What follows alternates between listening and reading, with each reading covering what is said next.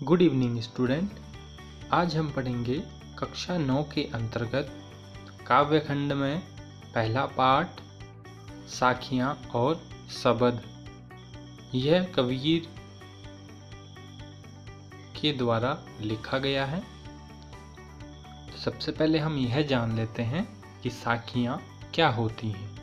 साखी का मतलब होता है साक्षी, और साक्षी का मतलब जो हमारे सामने है, या हम इसे प्रत्यक्ष भी कह सकते हैं। तो कबीर ने जो अपने सामने देखा, महसूस किया, उसी के ऊपर उपदेश दिया। तो कबीर के दोहों को हम साखी भी कहते हैं। इसी तरह से शबद का मतलब किसी संत के उपदेश या किसी संत के भजन।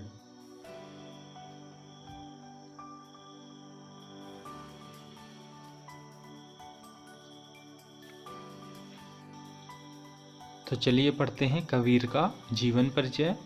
कबीर के जन्म और मृत्यु के बारे में अनेक किंवदंतियाँ प्रचलित हैं। किंवदंतियाँ मतलब जो परंपरा से लोग सुनते आ रहे हैं या जिनके बारे में स्पष्ट जानकारी नहीं मिलती। कहा जाता है कि सन 1398 में काशी में उनका जन्म हुआ और सन 1518 के आसपास मगहर में देहांत। तो कबीर के जन्म के बारे में एक अनुमान के मुताबिक उनका जन्म माना जाता है 1398 ईस्वी और मृत्यु मानी जाती है 1518 ईस्वी। कबीर ने विधिवत शिक्षा नहीं पाई थी, परंतु सत्संग, पर्यटन तथा अनुभव से उन्होंने ज्ञान प्राप्त किया। कबीर ने कोई विधिवत शिक्षा नहीं पाई थी। जैसे आजकल शिक्षा प्राप्ति के लिए स्कूलों में छात्र जाते हैं, इसी तरह कबीर ने कोई भी शिक्षा प्राप्त नहीं की, अपितु उन्होंने साधु संतों की संगति या पर्यटन यानी कि घूमना या अनुभव से उन्होंने ज्ञान प्राप्त किया था। भक्तिकालीन निर्गुण संत परंपरा के प्रमुख कवि कबीर की रचनाएं मुख्यतः कबीर ग्रंथावली में संग्रहित हैं, किंतु कबीर पंथ में उनकी रचनाओं का संग्रह बीजक ही प्रमाणिक माना जाता है। कुछ रचनाएं गुरु ग्रंथ साहब में भी संकलित हैं। कबीर भक्तिकालीन कवि, भक्तिकालीन यानी जिन्होंने भक्ति से संबंधित रचनाएं लिखी थी, जैसे सूरदास हो गए, तुलसीदास।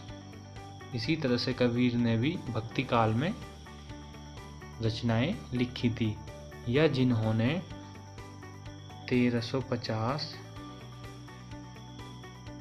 ईस्वी से 1700 ईस्वी के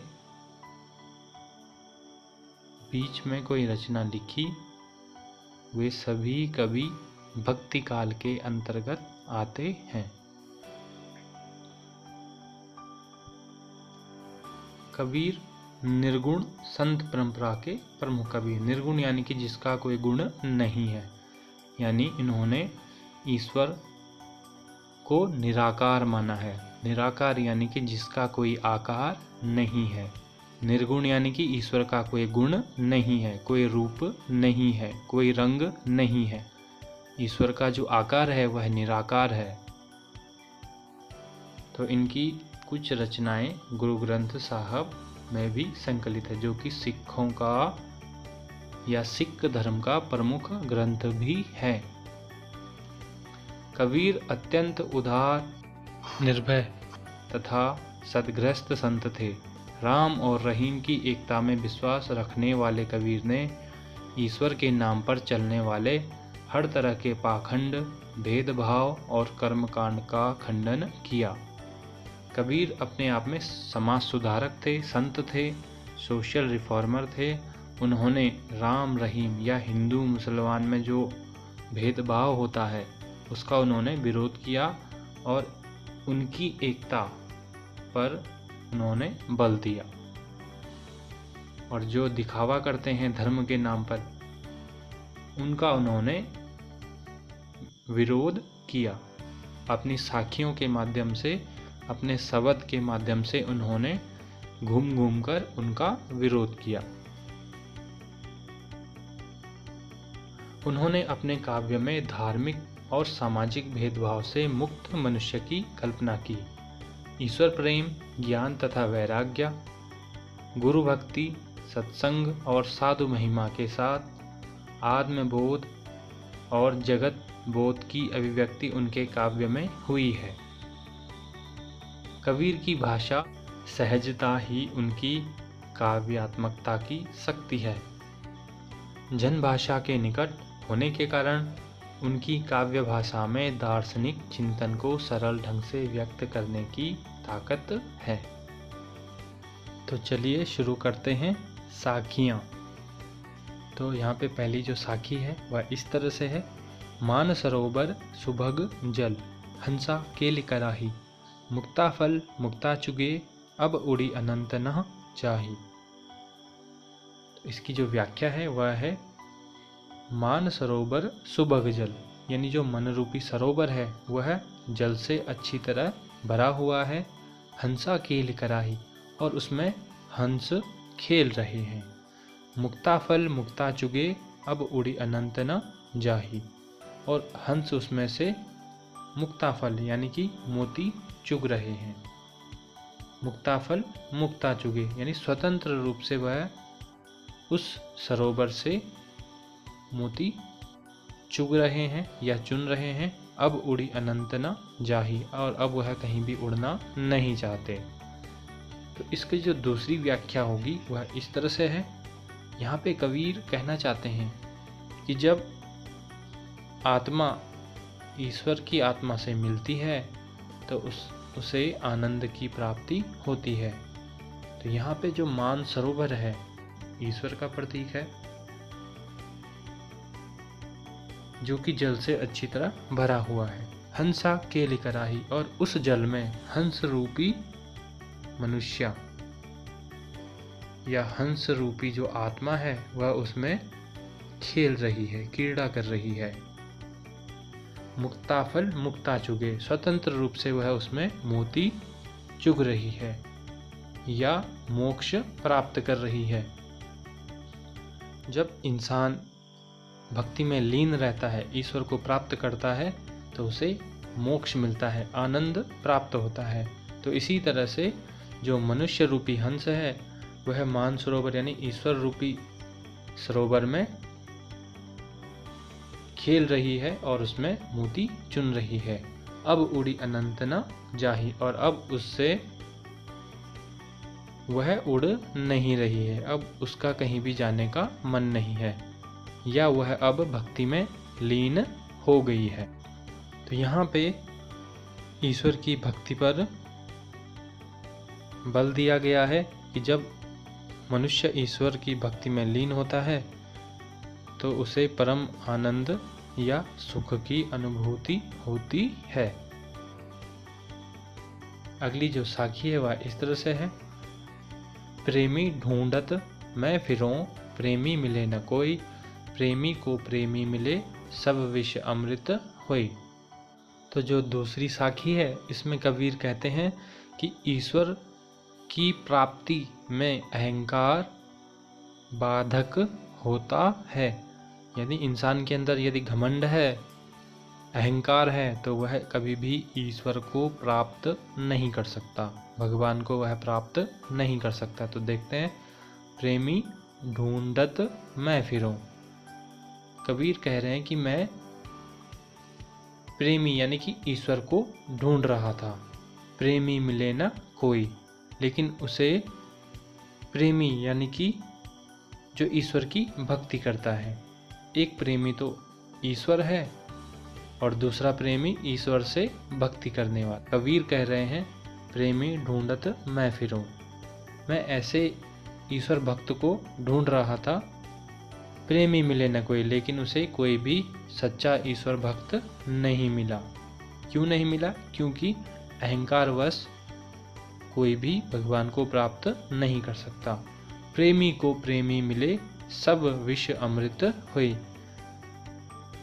जब इंसान के हृदय में अहंकार नहीं होता, या इंसान में जब अहंकार नहीं होगा, तो उसे ईश्वर की प्राप्ति होगी। तो प्रेमी को प्रेमी मिले, सब विष अमृत होए। यदि अहंकार इंसान के अंदर नहीं है तो वह ईश्वर को आसानी से प्राप्त कर लेता है, और जो विष है वह भी अमृत में बदल जाता है, या जो विष और अमृत है वह एक हो जाता है। तो हमें अहंकार नहीं करना चाहिए। चलिए देखते हैं अगली साखी। तो जो अगली साखी है वह है, हस्ती चढ़िए ज्ञान को सहज दुलीचा डारी, स्वान रूप संसार है भूकन दे झक मारी। इस साखी में कबीर कह रहे हैं कि ज्ञान प्राप्ति में जो साधक है, या जो ज्ञान प्राप्ति में लगे हुए हैं, उन्हें अपने लक्ष्य पर एकाग्रचित होना चाहिए, या अपने लक्ष्य को पाने के लिए एकाग्रचित होना चाहिए। तो हस्ती चढ़िए ज्ञान को, हमें ज्ञान रूपी हाथी पर आसन लगाना चाहिए। सहज दुलीचा डारी, सहज यानी कि आसानी से, सहज दुलीचा डारी, दुलीचा यानी कि आसन। हमें ज्ञान रूपी हाथी पर सवार होकर उसमें आसन लगा देना चाहिए। स्वान रूप संसार है भूकन दे झक मारी। यह जो संसार है वह कुत्तों के समान है। स्वान यानी कि कुत्ता, कुत्ते के समान यह संसार है, जो कि बिना मतलब का भूखता ही रहता है, या कुछ न कुछ कहता ही रहता है। भूकन दे झक मारी, संसार का काम क्या है? हमेशा ही कुछ न कुछ बोलना, कहना, या अपना समय बर्बाद करना। लेकिन जिनको अपने लक्ष्य को प्राप्त करना है, उन्हें तो ज्ञान रूपी हाथी पर सवार होकर के सहज रूप से अपना आसन बिछाना चाहिए, और उसे संसार की तरफ ध्यान नहीं देना चाहिए। संसार में तो कितने ही प्राणी मिलेंगे जो अपनी अपनी राय रखेंगे और अपनी अपने विचारों से उसे प्रभावित करेंगे और उसकी एकाग्रता को भंग करेंगे। लेकिन जिसको अपने लक्ष्य को प्राप्त करना है, उसे अपने लक्ष्य को प्राप्त करने के लिए एकाग्रचित्त होना चाहिए। यहाँ पे इस साखी के माध्यम से कबीर हमें बता रहे हैं।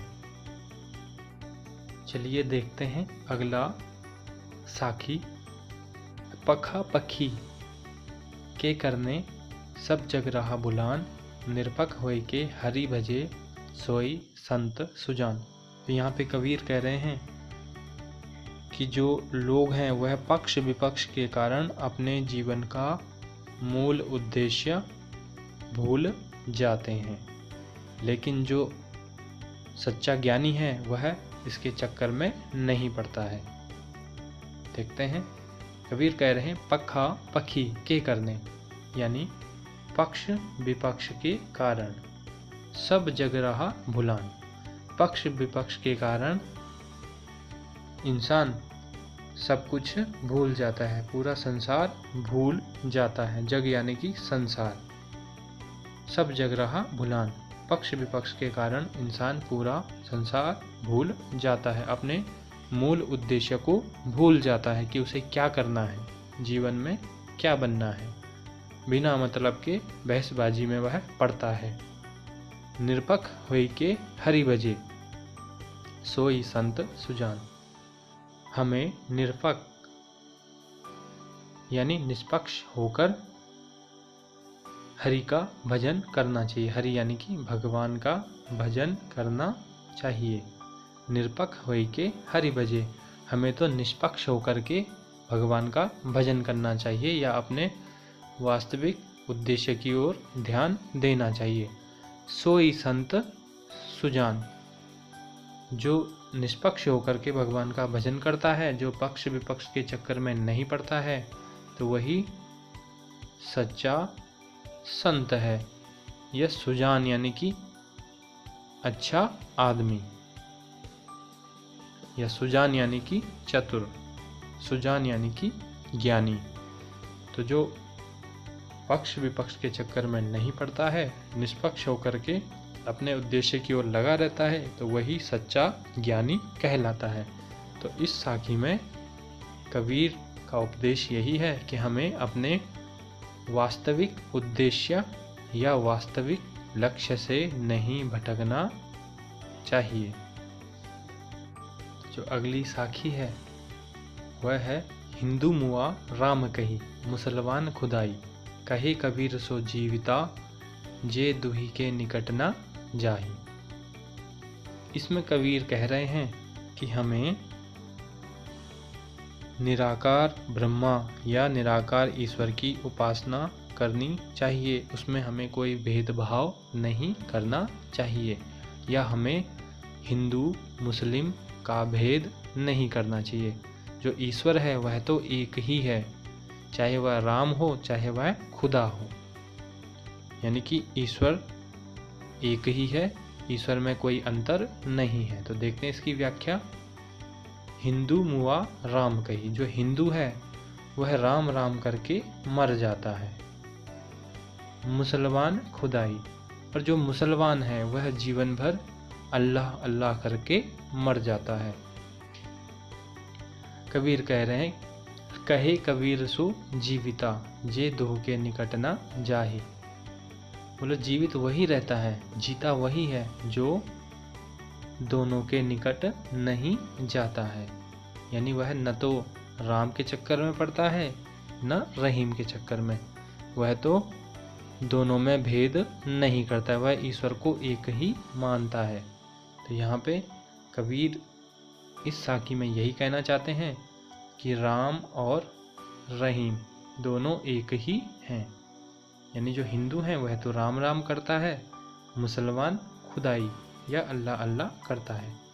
लेकिन यहाँ पे कबीर कह रहे हैं वही जीवित है या वही इंसान सच्चा है जो इस चक्कर में नहीं पड़ता है कि राम ही भगवान है या अल्लाह ही भगवान है, जो दोनों के निकट नहीं जाता है। तो इस तरह से यहाँ पता चलता है कि कबीर हिंदू मुस्लिम एकता के समर्थक थे।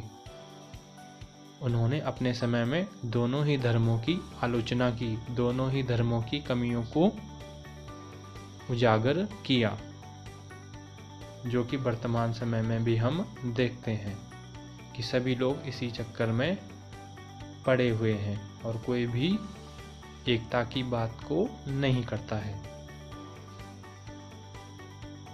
तो इस तरह से हमें ईश्वर में कोई भी भेद भाव नहीं करना चाहिए। ईश्वर के नाम अलग हैं लेकिन ईश्वर का रूप एक ही है। और कबीर ने जिस ईश्वर की बात की है वह ईश्वर है निराकार। निराकार यानी कि जिसका कोई आकार नहीं है, कोई रूप रंग नहीं है। कबीर के अनुसार ईश्वर को हम देख नहीं सकते, वह तो अपने आप में निराकार है। तो जो अगली साखी है वह इस तरह से है, कावा फिर काशी भया, राम ही भया रहीम, मोट चून मैदा भया, रहा कबीरा जीम। तो यहाँ कबीर कह रहे हैं कि जब कोई इंसान राम रहीम या हिंदू मुसलमान के भेद से ऊपर उठ कर के सोचता है तो उसके लिए काशी और कावा दोनों एक हो जाते हैं या हिंदू मुस्लिम दोनों एक हो जाते हैं। यहाँ कबीर कह रहे हैं कावा फिर काशी भया, यहाँ उनके लिए कावा और काशी एक समान हो गया। राम ही भया रहीम, राम और रहीम एक जैसे हो गए। क्यों हो गए? क्योंकि उन्होंने काबा और काशी में कोई भी भेद भाव नहीं किया। यहाँ पे काबा जो कि मुसलमानों का तीर्थ स्थल है, अरब देश में है। इसी तरह काशी बनारस में है, हिंदुओं का तीर्थ स्थल है। लेकिन यहाँ पे कबीर कह रहे हैं काबा फिर काशी भैया, काबा और काशी दोनों उसके लिए एक हो गए। राम ही भैया रहीम, राम और रहीम दोनों एक हो गए। यानी उन्होंने राम रहीम या काबा काशी का भेद नहीं किया, तो इसलिए दोनों उनके लिए एक हो गए। मोट चून मैदा भैया, रहा कबीरा जीम। जिस तरह से मोटा चून मैदा हो जाता है और मुंह के अंदर खाने में चला जाता है, तो दोनों में कोई अंतर नहीं रहता है। जिस तरह से चून और मैदा खाने के बाद एक हो जाते हैं, जीभ में समा जाने के बाद दोनों एक हो जाते हैं, ठीक इसी तरह से काबा और काशी, राम और रहीम में कोई अंतर नहीं है। अगली जो साकी है वह इस तरह से है। ऊंचे कुल का जन्मिया, जे करनी ऊंच न होई। सुवरन कलश सुरा भरा, साधु निंदा सोई। तो यहाँ पे कवि इंसान के कर्मों के महत्व के ऊपर बात कर रहे हैं। वह कह रहे हैं ऊंचे कुल का जन्मिया। ऊंचे कुल में जन्म लेने से या पैदा होने से कुछ नहीं होता। जे करनी ऊंच न होए। यदि इंसान के कर्म अच्छे नहीं हैं तो ऊंचे कुल में पैदा होने पर भी कोई फ़ायदा नहीं है। कोई बड़े घर में पैदा हो गया और उसने गलत कार्य किए तो फिर उसका बड़े घर में पैदा होने से कोई लाभ नहीं है। सुबरन कलश सुरा भरा। सुबरन यानी कि सोना, कलश यानी कि घड़ा, यानी सोने के कलश में सुरा, सुरा यानी कि शराब। यदि सोने के घड़े में मदिरा डाली जाए, शराब डाली जाए, तो साधु निंदा सोए, तो साधु सज्जन लोग भी उसकी निंदा ही करेंगे। भला चाहे घड़ा सोने का ही क्यों न हो, लेकिन यदि उसमें मदिरा परोसी जाए, शराब उसमें डाली जाए, तो जो सज्जन लोग हैं, साधु लोग हैं, वह उसकी निंदा करेंगे। ठीक इसी तरह से यदि हमारे कर्म अच्छे नहीं होंगे तो बड़े घर में जन्म लेने का या ऊंचे कुल में पैदा होने से कोई फ़ायदा नहीं है। यानी कि इंसान को हमेशा अपने कर्म अच्छे रखने चाहिए या कोई भी गलत कार्य नहीं करना चाहिए। शब्द के बारे में हमने आपको बताया था। शब्द यानी कि किसी साधु संत के उपदेश या भजन। तो यहाँ पे जो शब्द है पहला वह है मुँह को कहाँ ढूंढे बंदे, मैं तो तेरे पास में। ना मैं देवल ना मैं मस्जिद, ना काबे कैलाश में। ना तो कोने क्रियाकर्म में, ना ही योग बैराग में। खोजी हुए तो तुरंत ही मिलियो, पल भर की तलाश में। कहे कबीर सुनो भई साधो, सब श्वासों की श्वास में। इस शब्द में कबीर यह कह रहे हैं कि जो ईश्वर प्राप्ति के लिए लोग बहुत सारे दिखावा करते हैं, ढोंग करते हैं, उससे ईश्वर की प्राप्ति नहीं होती है। देखते हैं इसकी व्याख्या। मुँह को कहाँ ढूंढे बंदे। ईश्वर मनुष्य के लिए कह रहा है कि तुम मुझे कहाँ कहाँ ढूंढते हो। मैं तो तेरे पास में, मैं तो तेरे ही पास में हूँ। ईश्वर मनुष्य से कह रहा है, भक्त से कह रहा है, मुझे तुम कहाँ कहाँ ढूंढते हो, जबकि मैं तो तुम्हारे पास ही हूँ। ना मैं देवल ना मैं मस्जिद। ना तो मैं देवल यानी कि मंदिर, ना मैं मस्जिद। ना तो मैं मंदिर में हूँ और ना मस्जिद में। ना काबे कैलाश में। ना तो मैं काबा में हूँ और ना ही कैलाश में। काबा जो कि मुसलमानों का प्रसिद्ध तीर्थ स्थल है, तो इसी तरह कैलाश भी हिंदुओं का तीर्थ स्थल है। तो ईश्वर कह रहा है कि ना तो मैं काबा में हूँ और ना ही कैलाश में।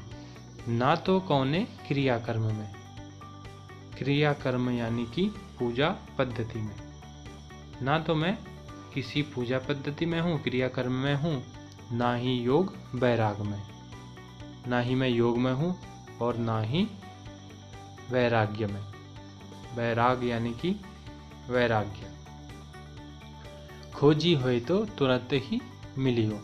अगर तुमने सच्चे मन से ईश्वर को ढूंढा तो वह तुरंत ही मिल जाते हैं।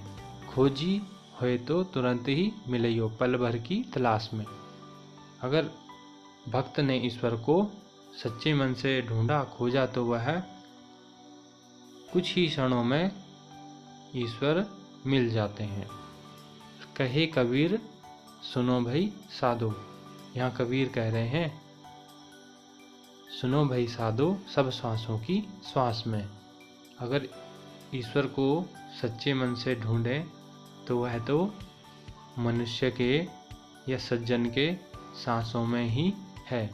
यानी ईश्वर को कहीं भी ढूंढने की जरूरत नहीं है। वह ईश्वर तो प्रत्येक मनुष्य के हृदय में है, प्रत्येक मनुष्य के सांसों में है। उसे कहीं भी हमें ढूंढने की आवश्यकता नहीं है। यदि हमने उसे सच्चे मन से ढूंढा तो वह हमारे सांसों में ही विद्यमान है।